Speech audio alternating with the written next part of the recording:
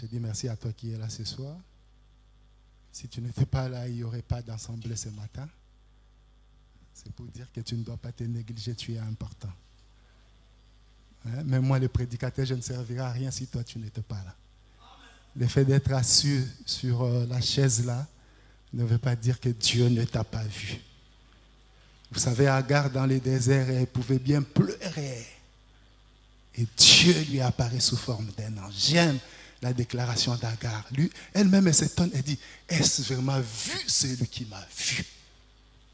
Dieu voit tout. Si Dieu peut avoir une Agar et un enfant de Dieu qui a été racheté par son sang, je prie ce matin, toi qui es là, est-ce que le Dieu qui est dans les cieux, que ce Dieu-là te voit? Il pouvait dire à Samuel, il dit, va chez Isaïe, car là j'ai vu celui que je veux pour roi pour Israël. Vous savez, le problème dans beaucoup de cas, de fois, Dieu ne nous voit pas. Ce matin, telle est ma prière, que Dieu te voit. Et que l'onction de ce Dieu-là qu'on a chanté ce soir, qu'un Samuel quitte de loin pour t'oindre ce matin. Je ne sais pas ce que tu attends de ce Dieu-là. Si c'est un travail, qu'un Samuel quitte de loin pour te donner ce travail-là. Si c'est un mariage, qu'un Samuel quitte de loin. J'aime Dieu. Samuel ne voulait pas venir. C'est Dieu qui l'a forcé. Que Dieu force la main de quelqu'un ce matin. Que Dieu force la main de quelqu'un là où il est. La Bible dit, il appelle au loin un homme pour accomplir ses desseins. Ce n'est pas important que la personne soit près de toi.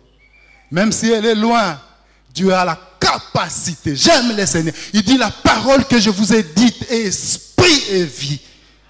Que la parole de ce matin ne soit pas seulement esprit, mais que cette parole cherche un corps ce matin pour entrer dedans et qu'elle devienne vie. Que Dieu te bénisse, toi qui es là ce matin. Nous allons continuer dans la même lancée. Nous allons prendre le même texte. Et je prie que Dieu ce matin nous aide encore à découvrir des choses dans ces textes-là. Psaume 23, verset 1, la Bible dit, « L'Éternel est mon berger. » On peut se lever pour honorer la parole de Dieu, Psaume 23. C'est David qui le dit, « L'Éternel est mon berger. Je ne manquerai de rien. » J'ai mis « je ne manquerai » parce que c'est juste lié à la phrase. Vous pouvez vous rasseoir. C'est David qui le dit. L'Éternel est mon berger. Je ne manquerai de rien. Le mercredi, pour ceux qui étaient là, nous avons eu à dire que le secret de ce psaume réside dans ce bout de phrase-là.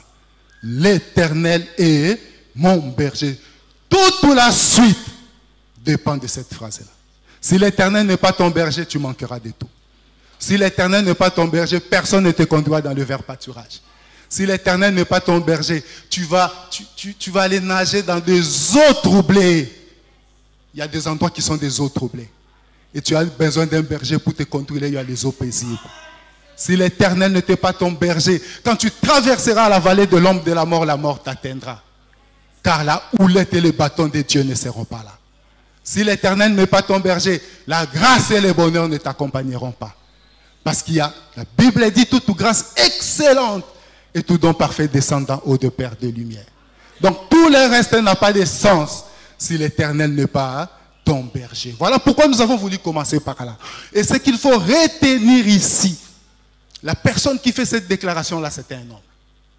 Comme toi et moi. Ayant les deux yeux, ayant les deux oreilles, ayant le même sang qui coule dans nos veines. Un homme comme toi et moi. Et j'aime l'apôtre Jacques qui dit, il dit, Élie était de même nature. Ça, c'est un rappel que je suis en train de faire.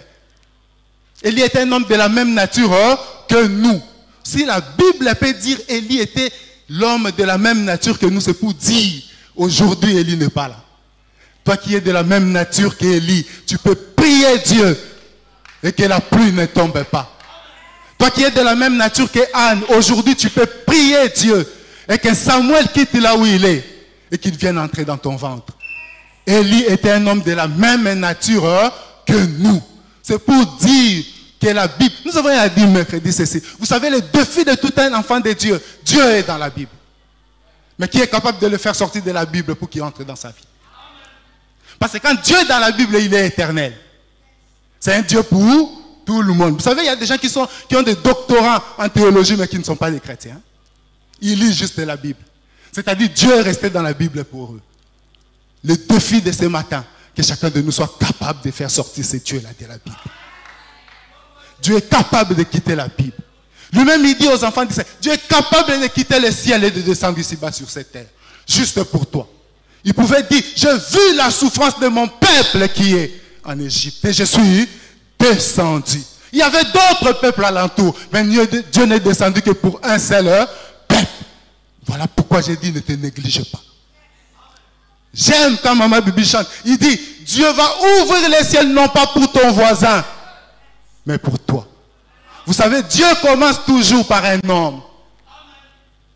Dieu a commencé par Abraham. Et enfin, on a Israël. Je vais même donner l'exemple de ce temple. Il fallait l'appel de quelqu'un. Si toi et moi, on est là aujourd'hui, c'est parce que Dieu a commencé par un homme.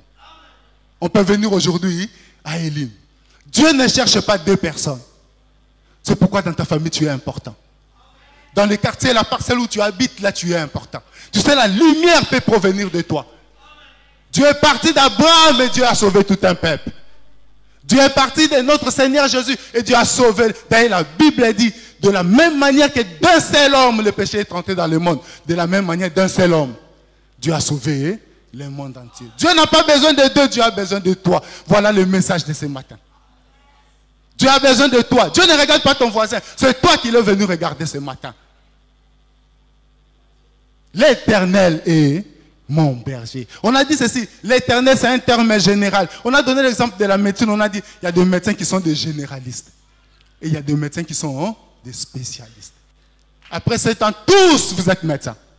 Mais vous savez la différence, c'est à quel niveau? C'est celui qui veut aller plus loin. C'est pour dire, ne te contente pas des dieux des animaux. Vous savez que le même Dieu que nous adorons, c'est un Dieu d'un lion aussi. C'est le Dieu d'un arbre. Mais ce Dieu-là n'agit pas de la même manière devant un arbre et devant un homme. C'est un Dieu pour tous. Mais chacun peut l'expérimenter à sa manière. Jéhu a dit, Samuel était le contemporain de David. Mais Samuel, aussi grand prophète qu'il était, la Bible dit, Dieu ne laissait tomber à terre aucune de ses paroles. Mais il n'a pas fait cette déclaration. L'Éternel est mon berger. Mais David a expérimenté l'Éternel de tous, mais qui pour moi est mon berger. Je veux que tu ne t'arrêtes pas au Dieu, comme on a eu à chanter ici, qui fait sortir le soleil pour les bons et pour les méchants. Il n'y a pas de différence. Et lui pouvait dire, c'est lui qui répondra par le feu. C'est celui-là qui est Dieu. C'est possible que tu aies un Dieu différent. Que ce soit le même Dieu pour tous, mais qu'il soit différent pour toi. L'Éternel est mon berger. C'est pourquoi on a dit de l'Éternel à l'Éternel, mon berger. De l'Éternel, c'est-à-dire le Dieu de tous. De l'Éternel, mon berger, c'est-à-dire le Dieu de David. Je voudrais que tu fasses cette expérience-là avec Dieu. Vous savez, tous les noms de Dieu ont un caractère commun, c'est-à-dire Seigneur. Quand on dit elle, comment dire, l'Éternel est mon berger. Je donne un exemple, on dit El Nissi. C'est-à-dire Jéhovah, ma bannière. Ont un caractère commun, c'est-à-dire Jéhovah, elle. Vous verrez, quand on cite le nom de Dieu, là, vous verrez El Roy, El Sabaoth, El Nissi. Le point commun, c'est elle. Elle, ça, c'est pour tout le monde. Mais maintenant, Nissi, c'est l'expérience que quelqu'un a fait avec le Dieu de tout le monde. Et l'Éternel, là, le Dieu de tout le monde est devenu éternel, Nissi.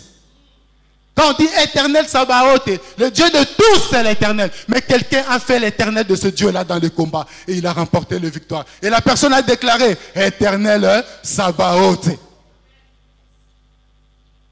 N'est pas un Dieu général, généraliste. Mais un Dieu qui soit spécialiste.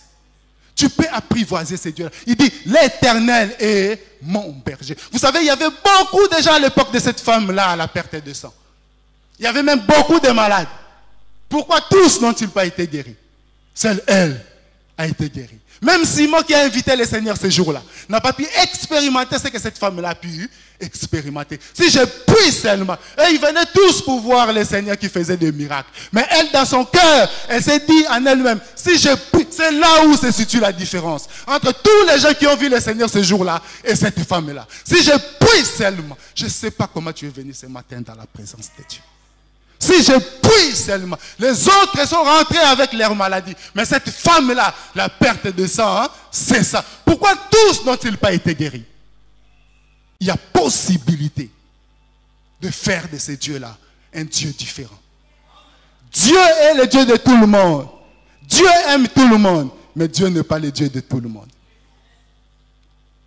Dieu aime tout le monde. Dieu est le Dieu de toute la création. Mais Dieu ne se manifeste pas à chacune de ses créatures de la même manière. N'est pas un Dieu des arbres.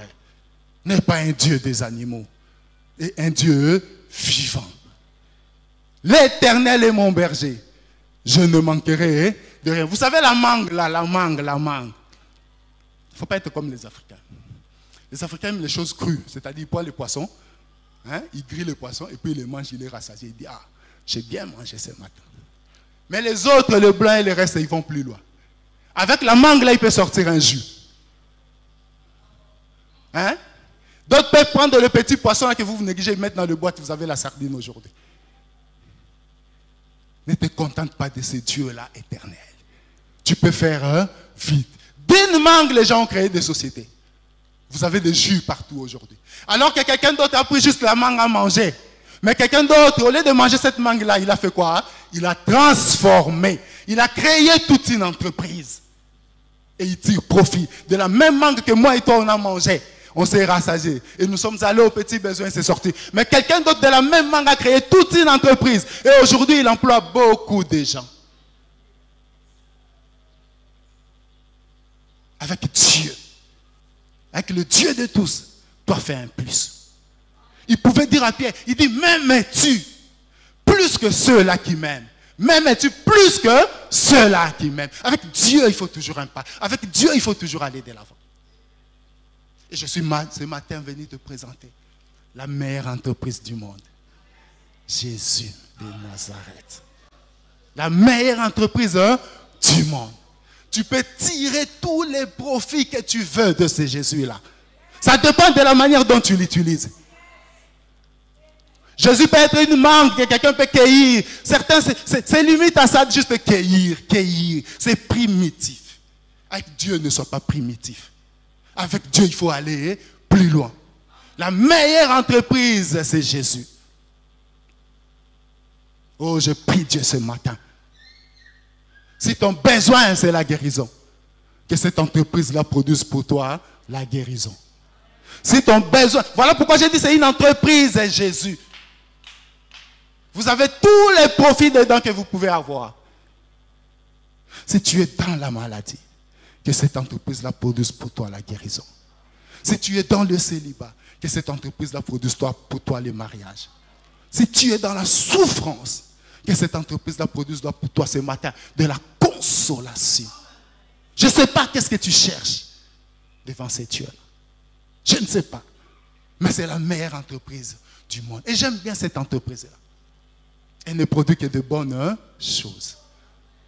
Vous savez, tout ce que les hommes peuvent faire, à la fin de compte, on finit toujours par nous dire il y a un germe du cancer dedans. C'est cancérigène. Même les médicaments que nous prenons. Vous verrez plus tard, on nous dira, aujourd'hui, on revient sur beaucoup de médicaments, il ne faut pas prendre ceci, il ne faut pas. Alors qu'on les prenait avant. Si l'entreprise des hommes peut échouer, l'entreprise de Dieu n'échoue pas. Le message de ce matin, je l'ai intitulé « Je suis le bon berger ». Là, ce n'est plus un homme qui fait une déclaration. C'est Dieu lui-même. David pouvait dire mon berger. Mais quand lui-même est venu, il a mis une note de perfection dans ce qu'il fait. Je suis le bon berger. Ce matin, je suis venu te présenter le bon berger. Tout ce que tu cherches de bon, le bon berger là. Cherches une meilleure chose, il est le bon berger. Vous savez, on peut tous être mariés dans cette salle ici. Mais tous n'ont pas un bon mariage. On peut tous être en vie ce matin, mais tous n'ont pas la bonne santé. Naaman pouvait être un général avec ses galons, mais au-dedans de lui, il avait la lèpre. Même sa servante était plus que lui. Je suis venu ce matin te présenter. J'aurais pu même me fermer ma Bible et m'en aller. Le bon berger. Il ne donne que de bonnes choses. Le bon que toi tu cherches, c'est lui qui l'a. Le bon mari que tu cherches, c'est toi qui l'a. J'ai allé dire, j'ai rêvé sur ça. On peut tous être mariés, mais ne pas avoir un bon mariage. Abigail, vous savez, son nom veut dire, c'est à l'époque de David. C'était la femme de Nabal. Nabal veut dire méchant, imbécile, sot. Ça, c'est le mari qui est la pauvre Damaï. Alors qu'Abigail veut dire, la joie vient de l'Éternel. La femme qui est la joie de l'Éternel, et elle tombe sur un mari qui est un méchant, un Nabal. Voilà pourquoi tu as besoin d'un bon berger. Voilà pourquoi tu as besoin d'un bon. Que tu ne tombes pas sur un Nabal. Que tu ne tombes pas sur un Jézabel. Que tu ne tombes pas sur un Delilah. J'ai prié pour un jeune homme en ces lieux. Alléluia. Que tu ne tombes pas sur un Delilah. Tu vois, toute l'onction que tu peux recevoir ce matin peut partir à cause des Delilah. Voilà pourquoi je suis venu ce matin te parler du bon berger. Tu as besoin d'un guide qui te conduise à ce qui est bon, un bon mari, un bon travail. On peut tous avoir un travail, mais nous n'avons pas tous un bon travail. Il y a des gens qui travaillent mais qui pleurent. Tu as besoin d'un bon berger ce matin. On a parlé de la brebis, David. Ce matin, nous voulons parler du bon berger. Tout ce qui est bon, c'est la bonne entreprise. Et ce matin, nous sommes venus recruter. Nous sommes venus recruter pour l'entreprise là de Dieu. Lui-même, le Seigneur pouvait dire, quelqu'un peut avoir 100 brebis. Si une seule sorte de la bergerie part, qu'est-ce qu'il fait le berger? Il laisse le 99. Tu es important aux yeux de ce Dieu-là. Tu es important. Pour une brebis, il laisse les 99 brebis. Tu es important aux yeux de ce Dieu-là ce matin. Ce matin, Dieu vient comme ce berger-là qui cherche une brebis égarée, dispersée. Les bons bergers.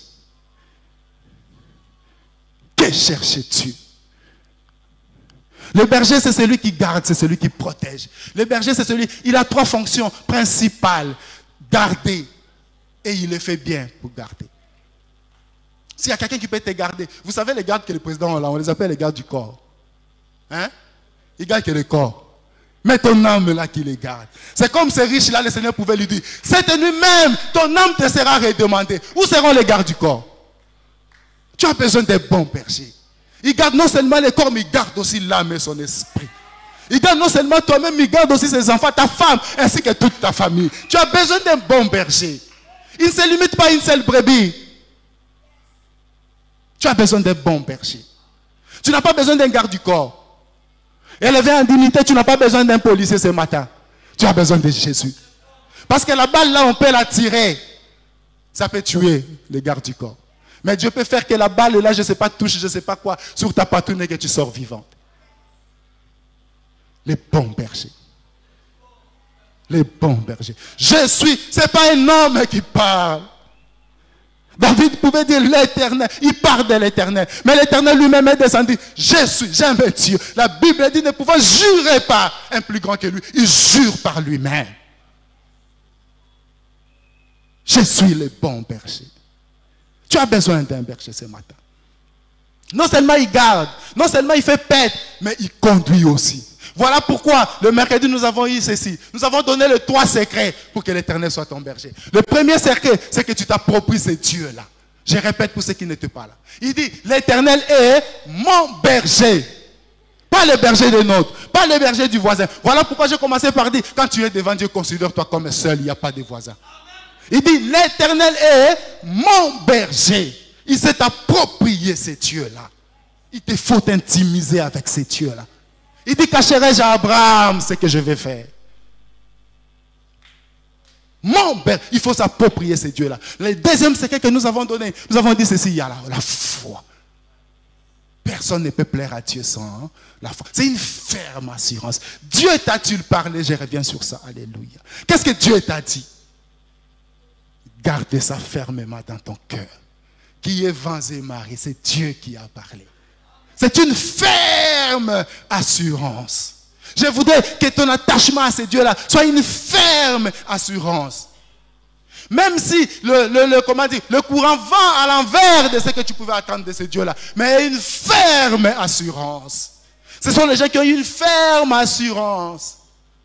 Qui ont pu voir, expérimenter la gloire de ce Dieu-là. On les a mis dans la fournaise. Ils allaient dans... Si c'était toi et moi, on allait fuir. Avant même qu'on arrive dans la fournaise. Mais ces gens-là sont allés jusqu'à... Quelle assurance! Une ferme assurance. Voilà pourquoi la Bible dit ceci. À cause de la foi, ils éteignirent la puissance du feu. Par la foi, ils fermèrent la gueule de lion.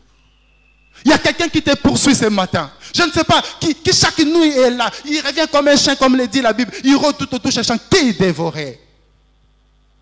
La foi peut te sauver de tout ce qui te pourchasse et te poursuivent. À cause de la foi, ils fermèrent la gueule des lions. On cite, à cause de la foi, ils eurent la victoire dans des combats. À cause de la foi, ils échappèrent au tranchant de l'épée. La Bible cite beaucoup de choses que des gens particuliers ont pu vivre avec un Dieu particulier. Pas avec un Dieu général. Avec un Dieu particulier. Le roi pouvait lui-même sortir et dire, Shadrach, Meshach, serviteur du Dieu vivant. Ce qu'il n'avait pas déclaré avant. Mais à cause de la foi de 3 hommes, à cause de la foi d'un homme, tout peut changer. Ta famille là peut changer de morphologie. Ta vie là peut changer à cause de la foi. Elim ici, c'est à cause de la foi qu'Elim est là. C'est à cause de la foi. J'aime faire cette phrase que le pasteur nous répétait souvent. Quand on était chassés de l'autre côté, il dit, Elim restera en place. Et Elim aujourd'hui est où? En place. La foi, une ferme assurance. Ce matin, je ne suis pas venu te donner la parole d'un homme. Ce n'est pas ma parole, c'est avec la parole de Dieu que je suis venu. Oh, je voudrais que tu sois de la race d'Élie de ton temps. Vous savez, Élie pouvait dire, il ne tombera pas de pluie 3 ans et demi, sinon à ma parole. Oh, j'ai prie Dieu ce matin, que ta parole, qu'une onction particulière accompagne ta parole désormais. Élie, sa parole, il dit, sinon à ma parole. Et il a mis tout Israël en défi. Et la pluie n'est pas tombée. 3 ans et demi. Il ne joue pas. Hein? Ce n'est pas comme nos devins d'aujourd'hui. Hein? Il veut pleuvoir. Là, c'est comme quelqu'un qui me disait, il n'arrête pas la pluie. Il déplace juste la pluie. Élie arrêta la pluie. 3 ans et demi. Et j'aime la Bible. Il pria encore. Et la pluie vint. Élie était de la même nature que toi et moi. C'est pour dire que c'est possible. C'est possible. C'est possible. C'est possible ce matin. C'est possible ce matin. Si cela a été possible du temps d'Élie, c'est que cela peut être possible aujourd'hui aussi. Voilà pourquoi j'ai dit, sors Dieu de ta Bible. Que Dieu ne reste pas dans ta Bible. Que Dieu sorte de cette Bible. Vous savez, c'est un Dieu vivant.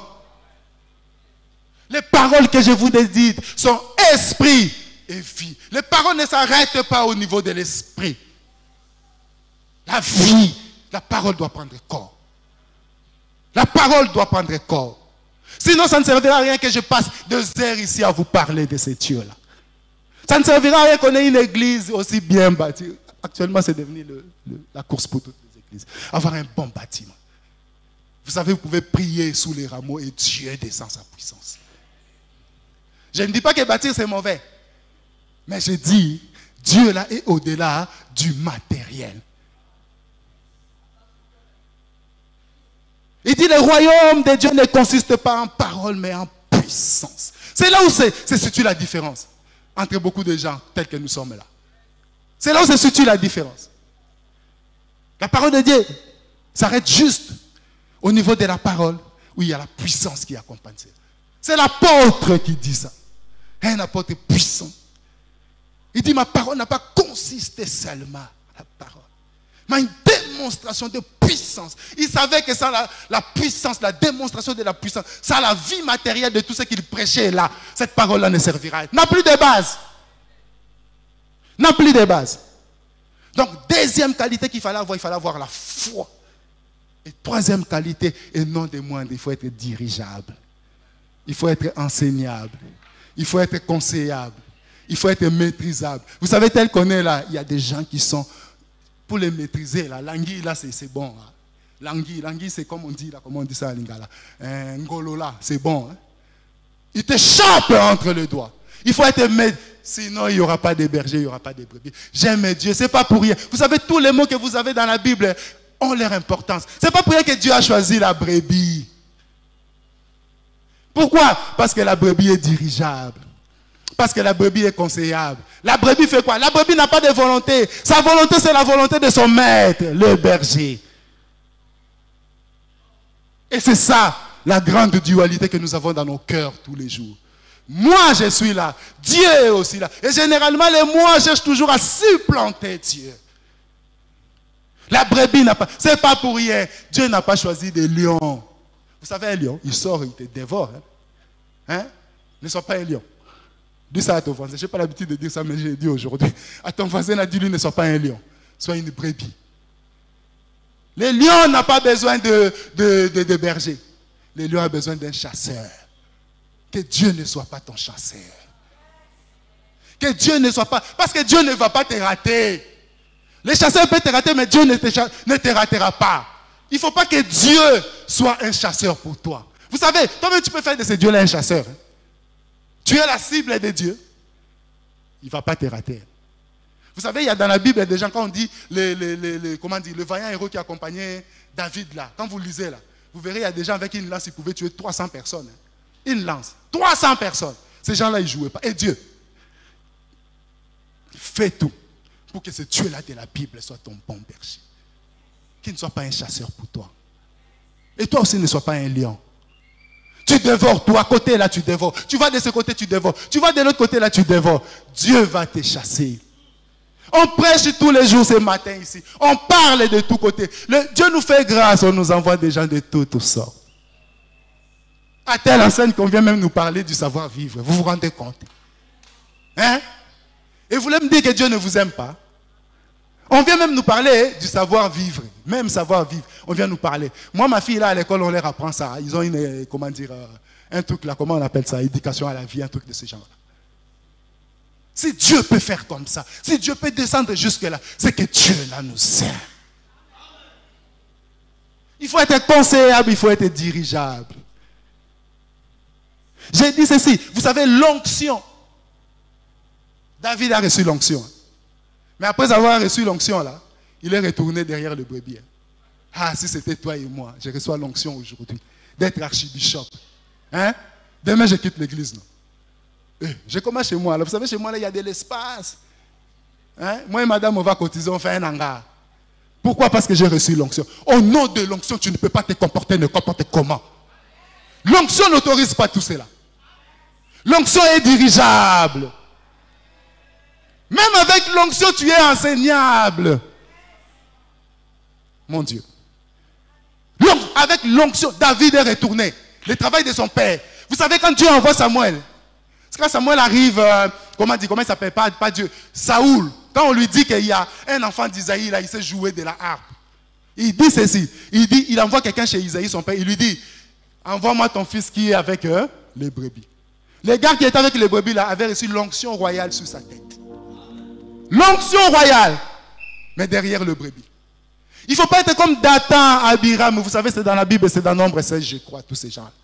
Ils étaient parmi Corée. Vous savez, la Bible parle de l'assemblée de Corée, là. C'était des gens de renom. C'est comme vous avez le président Félix, vous avez le premier ministre Malcolm, vous avez les ministres. Les gens de ce rang-là. Mais ces gens-là se révoltèrent contre Moïse. Pourquoi seulement toi? Pourquoi seulement toi? Toi, tu veux tellement dominer sur le peuple. Ces gens, ils étaient les gens de renom. Ils ne se sont pas contentés de ce que Dieu leur avait donné. La brebis est dirigeable. Les bons bergers. Il faut être enseignable, il faut être conseillé. Jeune fille, il faut être conseillé. J'ai dit les bons maris, c'est Dieu qui les connaît.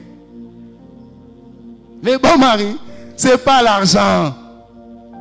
Les bons maris, c'est Dieu qui les connaît. J'ai dit à tous les papas qui sont là, papa, soyez de bons maris. J'ai dit à toutes les mamans qui sont là, maman, soyez de bonnes femmes, comme Abigail. Hein? Des bonnes femmes. Et l'amour a besoin de cette harmonie-là. Bon mari. Ça ne veut pas dire qu'il n'y a pas de défauts. Non, non, non. Dieu ne marche pas comme ça. C'est Dieu qui est parfait. Il cherche des êtres qui ont des défauts pour les rendre à son image parfaite. Les maris sans défaut n'existent pas. La femme sans défaut n'existe pas. Des fois là, on peut se réveiller, moi et madame, elle en colère, moi en colère. Mais ce n'est pas pour autant qu'on n'est pas femme et mari et femme. Demain, ne vous en faites pas. Si vous entrez dedans, comme on dit à Ningalo Yorason, demain, on va s'entendre, on va rire. Hein? Mari, soyez un bon mari. Maman, soyez une bonne femme. Enfant, soyez un bon enfant qui écoute. Vous savez, un enfant a plus besoin de conseils que de marcher tout seul dans la vie. Hein? Les bons bergers, même quand il est bon, il peut fouetter. Il dit, n'épargne pas à l'enfant la verge. Ne lui épargne pas la verge. Parce qu'en le frappant, tu ne vas pas le tuer. C'est comme ça que Dieu, des fois, il peut frapper. Mais ce n'est pas pour ton... Vous savez, le diable, la différence entre épreuve et tentation, c'est ça. La tentation, c'est pour te pousser au mal. Par contre, l'épreuve que Dieu laisse, c'est pour t'affermir. C'est ça la différence entre eux. Parce que Dieu n'est point tenté par les mal. Même si Dieu laisse le mal t'arriver, c'est pour ton bien. Je vous ai dit, c'est un bon berger. Même quand Dieu t'envoie une souffrance, sache que c'est une bonne souffrance. D'ailleurs, la Bible dit, toute chose concourt au bien de ceux qui aiment Dieu. Même si c'est une souffrance, tu souffres, tu es blessé. Mais si c'est Dieu qui l'a laissé, c'est une bonne souffrance. Parlant du Seigneur Jésus, lui-même il dit ça aux disciples de Matthieu. Il dit, ne fallait-il pas qu'il souffrit toutes ces choses et qu'il entra quoi? Dans sa gloire. Ne fallait-il pas qu'il souffrit toutes ces choses? Dieu, des fois, il vous fera passer par des moments compliqués, difficiles dans la vie. D'ailleurs, le psaume l'a dit quoi? Quand tu traverseras la vallée de l'homme, vous ne savez pas ce qu'il y a dans la vallée de l'homme de la mort là. On peut même te tirer dessus, mais tu ne meurs pas. Parce que la houlette et les bâtons de Dieu sont sur toi. On peut même te blesser. On peut même te licencier. Mais tu es toujours vivant. Tu ne meurs pas. Tu gardes la foi. Parce que la houlette et le bâton de Dieu sont sur toi.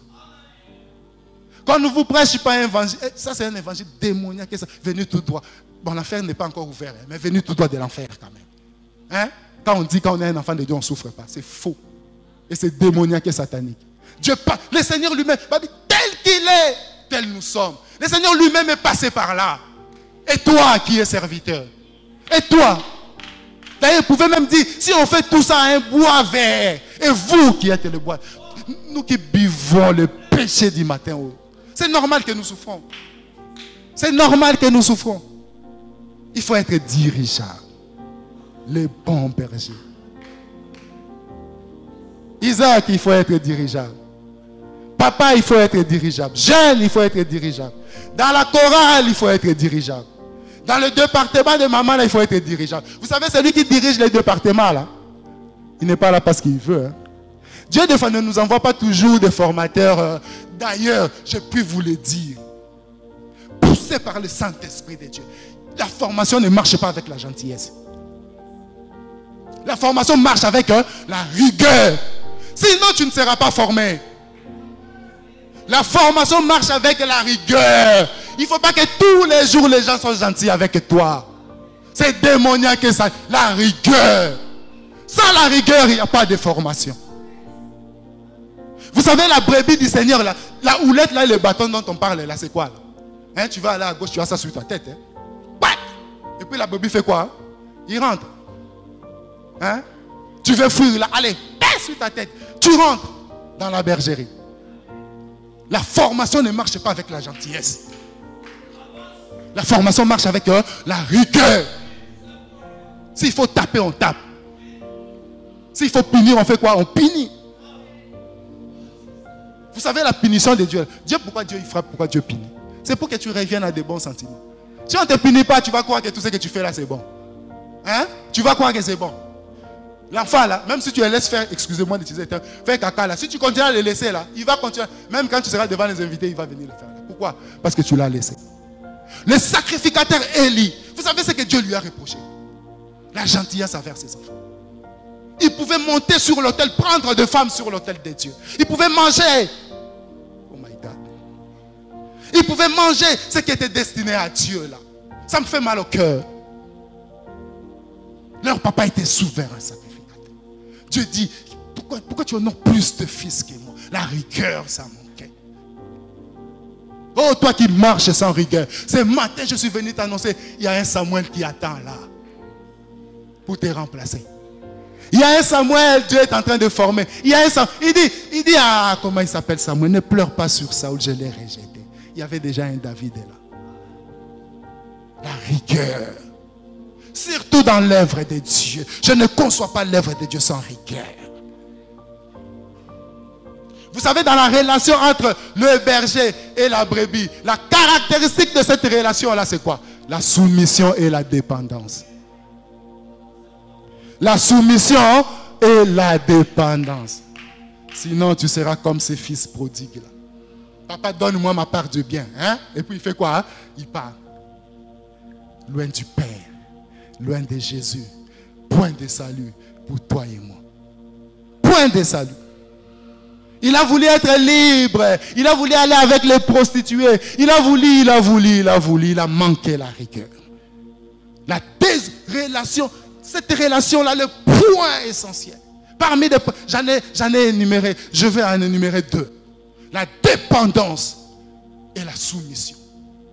J'ai parlé des Corée et des Data ici. Ce sont révoltés. Pourquoi seulement Moïse? Hein? Pourquoi seulement? Vous savez, dans l'église, on a à en parler ici. Dans l'église, des fois, il ne faut pas voir comment on dit ça, le langage facile. Hein? Toi, tu te laisses aller avec ta bouche là. Tu dis n'importe quoi dans l'église. L'apôtre Paul pouvait dire aux Corinthiens, il y a chez vous là des choses qui ne sont même pas censées être parmi les chrétiens là. Hein? La dépendance et la soumission. Dieu va plus loin. Dieu va même dans le langage là. Il dit qu'aucune parole déshonnête ne sorte de ta bouche. Aucune parole.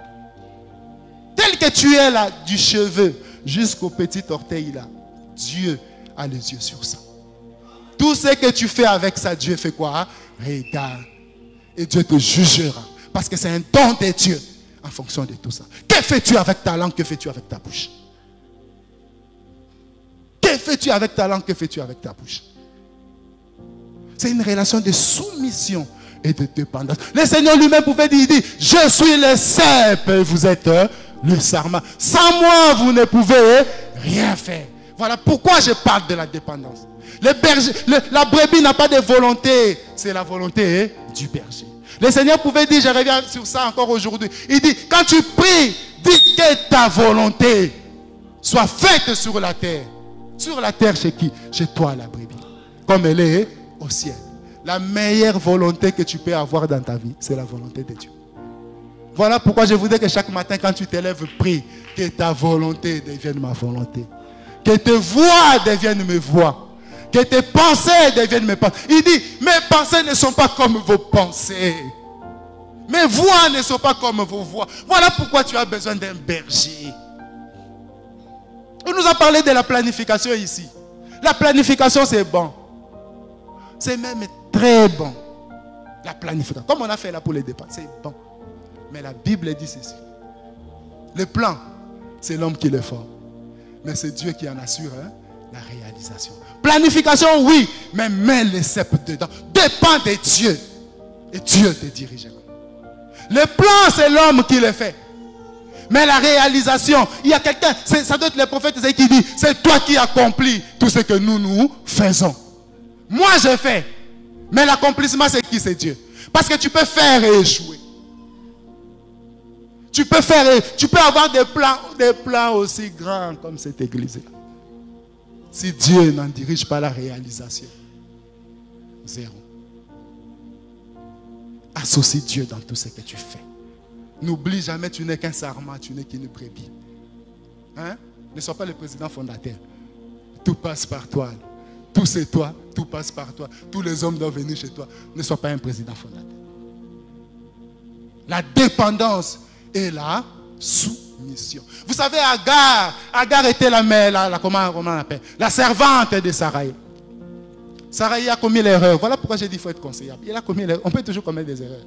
Il dit à son mari, prends un peu ma servante. Là, ils ont eu le premier enfant. Et quand Agar a vu qu'elle était enceinte, elle s'est dit, Je vais prendre la place de ça. C'est moi qui l'ai dit. Parce que c'est mis à mépriser sa maîtresse. Pour ma mère, c'était dit, comme je suis enceinte là, Abraham n'a pas de fils là, c'est moi qui vais devenir la première dame. Je n'aime pas cette expression là. La première dame. C'est que le jour où on te trouve une deuxième dame, toi-même tu te fais appeler la première dame. Hein? Les jours où on te trouve une deuxième, une troisième dame là, hein, ça va être compliqué. Dis que je suis sa femme. Hein? La femme là, ça suffit. Les expressions de Dieu suffisent.